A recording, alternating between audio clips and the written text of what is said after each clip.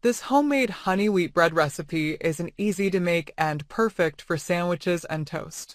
It's a straightforward, classic loaf of dense, sweet honey whole wheat bread that's made with only 8 ingredients.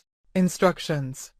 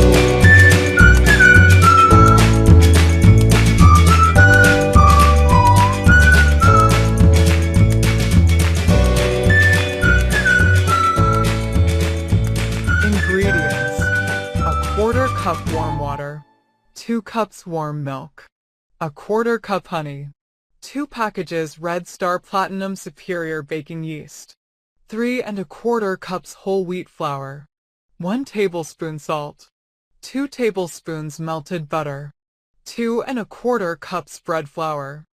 Thanks for watching. Don't forget to like, comment, share, and subscribe to my channel.